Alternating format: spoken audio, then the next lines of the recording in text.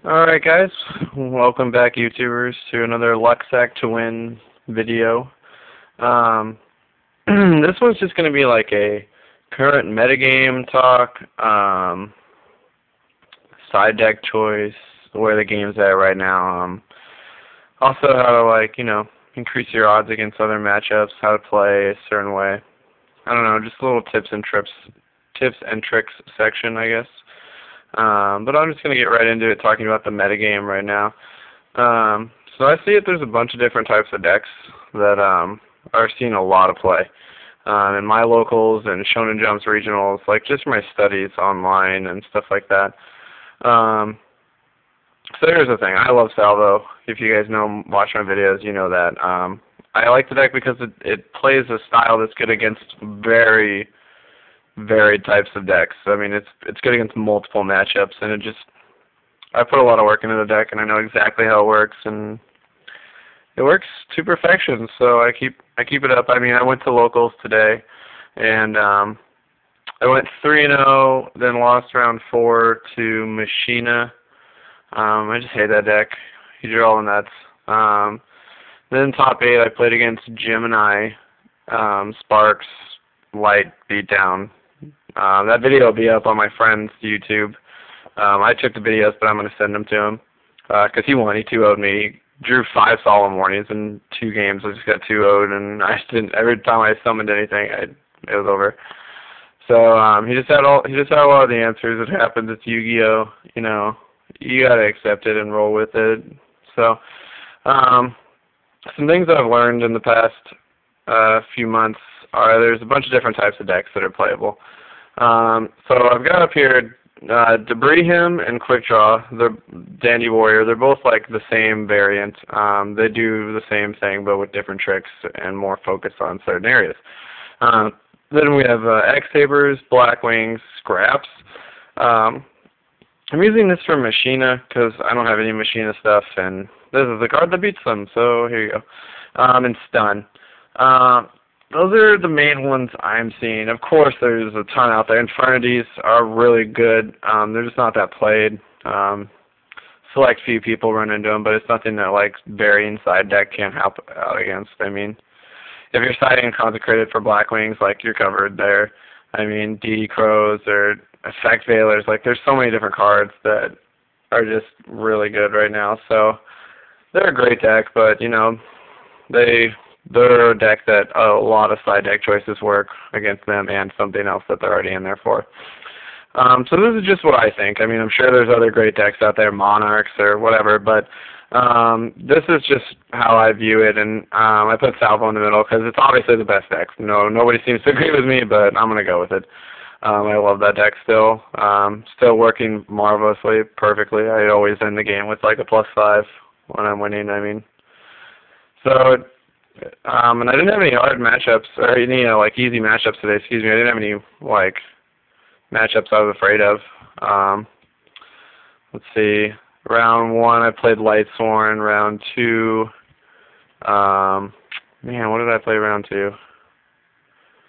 I don't remember. But it was a good tournament. I mean, gosh, I can't believe I can't remember, but it was a very successful day. I had a lot. I mean, I played Monarchs round 2. That's why I've mentioned it before. Anyways, it was a very successful day. We all did, we kind of got together and did well as a team, so that's good. I mean, some of my friends and I. So yeah, let's start with Debris Him, Quick Draw. It's a really tough deck. It's got a lot of good answers, a lot of good outs. And I played this deck in round 3 too.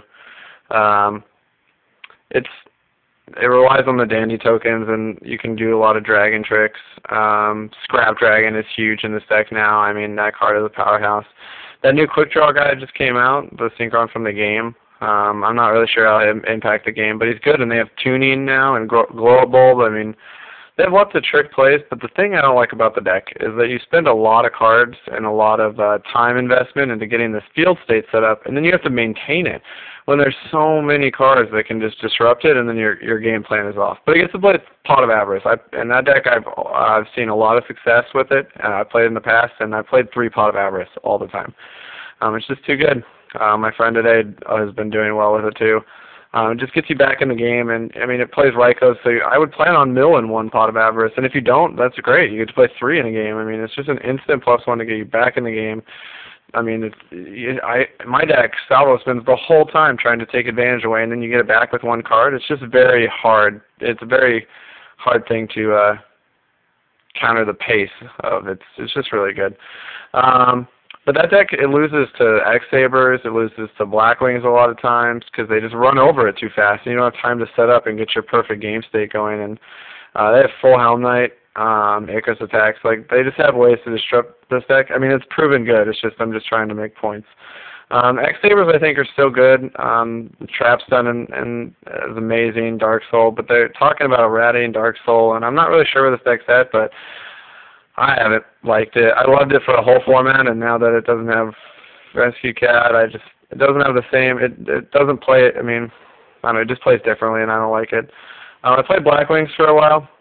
They're excellent. They played Dualities, my favorite card. I'm going to talk about Duality later and why you're stupid if you think it's bad. Scraps, I love. I give a lot of credit to Dale Bolito and Lazar Bolito. They have a great build online. Go check them out, Dale Bolito at YouTube or whatever. He's really good. I've always been a big fan of his. Followed a lot of his stuff. Listen to his. I think everybody's got something good to say, and he's got a lot of good things to say. But Scraps are great. They have a lot of pluses. They're a continuous engine. It just has a lot. It's hard to stop it. Machina, it's pretty standard. It's just the pluses all around. It's a great pace deck. It can swarm really quick, or it can wean you off. It has counters. It and Stun are a lot of the same deck. And Blackwings is just like a really teched out stun deck. Like, I mean, they have Kalutes to stop battle damage stuff, Shurs to get over. They have cute plays with like Icarus and weird like Bayou removes Soraka. Like, they can do a lot of different things, but they're still kind of like Stun. These all play in the same pace. Like, I would say X-Sabers and Scraps play in a similar pace. X-Sabers try to OTK, but, they try and establish a field state and then, like, sit on oppression or, go all out and then sit back with, like, they got their 3 Dark Soul searches, so now they can do it again. Scraps are just one of those things where they just keep going and going and going, so they're a little bit slower than X-Sabers, but I would say they're more consistent, and Decree's amazing. But yeah, like, these 3 kind of play the same, these 2, and then I'd say I play really close with Quick Draw, but my version is just awesome. Check out my YouTube video. It changed a little bit. I just switched a few cards. But I love this deck. But this is just how the meta's interacting really interesting right now because so many things are good, and it's so hard to prepare for each one. So that's why I'm going to segment now into side decking. These are just some of them. I'm going to go over, there's other choices too, but so Starlight Road, Chivalry, Mind Crush, Trap Stun, Royal Oppression, one of my new favorite cards, Banisher. Then I have 3 cards to talk about, Pot of Duality, Effect Failure, and Solemn Warning, all from the new, Duelist Revolutions. I don't think the new set's that good. And then Royal Decree, I put it in 2s because I cited 2 today. I actually really think it's good. I'm going to probably cite a 3rd. I like that switch engine, and it's easy for my deck to capitalize on that.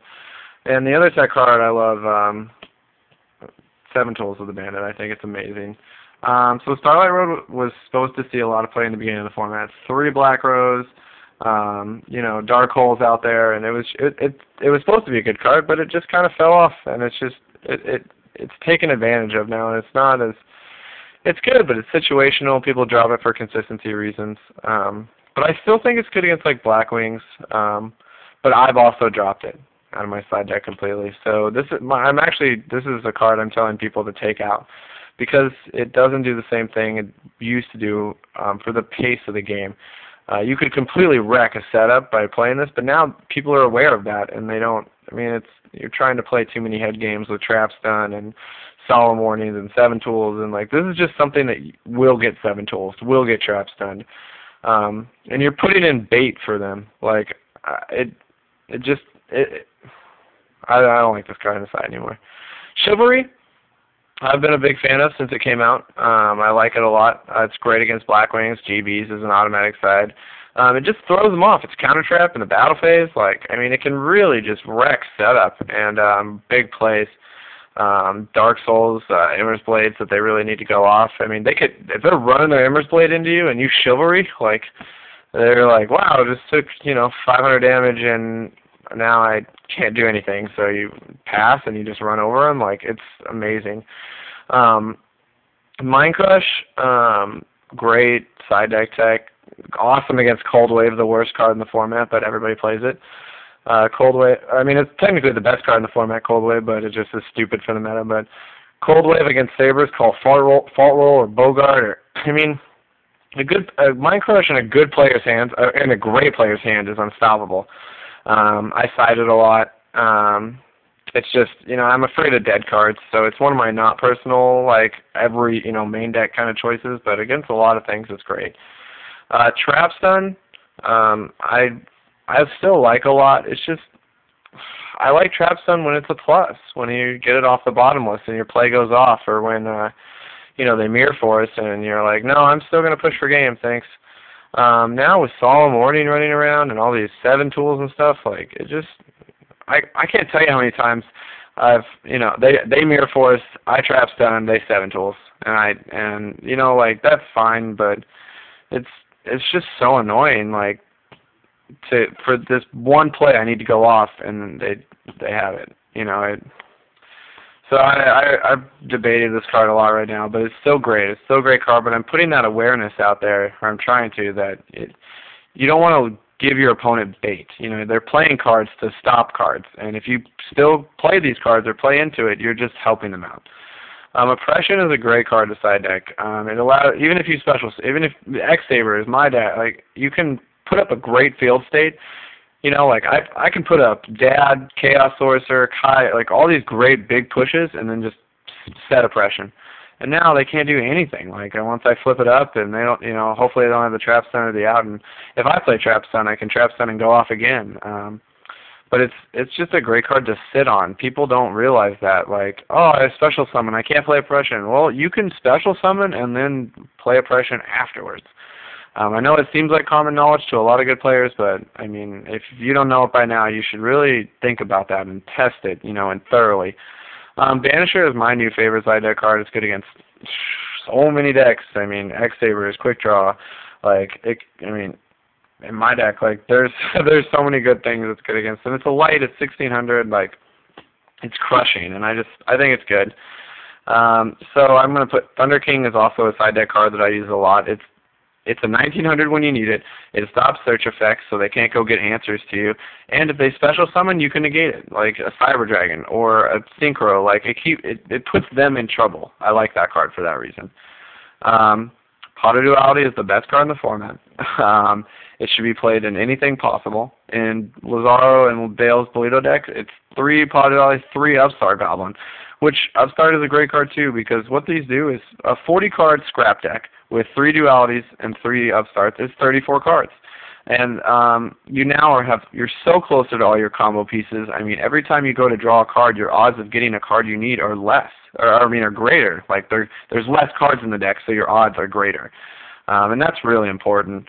This also allows you to pick one of 3 cards. Like, you get to decide which card is best for the situation. This is a great card late game. When you have like 20 cards left in your deck and you get to see 3 of them, like, I mean, you have some prime choices. Effect Failure is the screwiest part of the format. It's so good. It protects you. I use it. I side a second one, and Solemn Warning. These are all chase cards.